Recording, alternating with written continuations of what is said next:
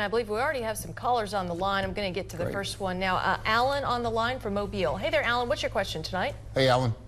Yeah, yes. I recently purchased in the last 2 to 3 months the used 2019 Toyota Highlander, and it had a noise in the transmission. My wife heard it while we were test driving it, and the salesman told us, "Oh, no worries, we'll take care of that."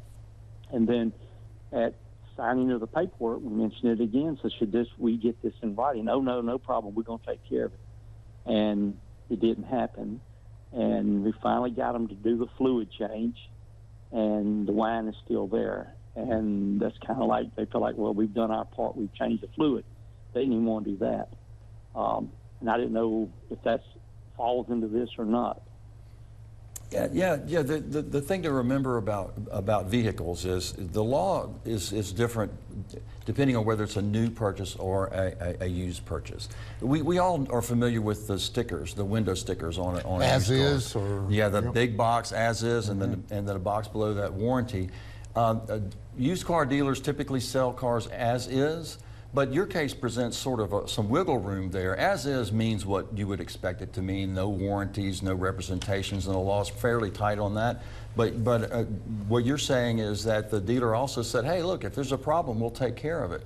Well, when a dealer does that, it's inconsistent with the as is proclamation on the window, and a lawyer can use that and help, maybe get you what you need to force them to fix the problem. The other thing is 2019, I mean, it's always possible that this vehicle is still under the manufacturer warranty, and that's something to check out.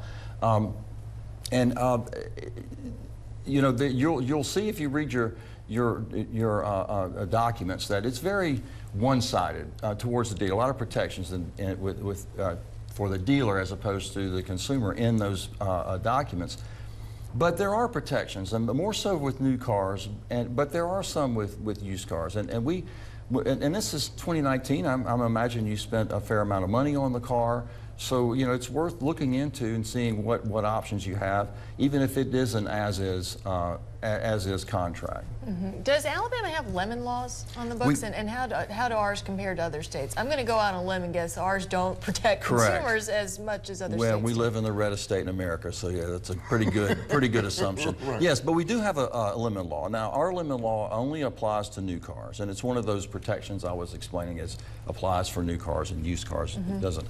And it applies to any new vehicle that runs on the highway, so it doesn't apply to boats. Also, motorhomes are exempted from the lemon law. However, there are other very important laws that apply to purchases of new boats, new RVs, new campers, pretty much anything new. There are federal laws, and most of the protections, by the way, that I spend my time using to help people solve problems come from the federal protections that we have. There's some exceptions. The state does a good job in some areas, but generally we rank near the bottom on consumer protection compared to other states. Shocked. That's my shock. Yeah, shocked. Okay, all right.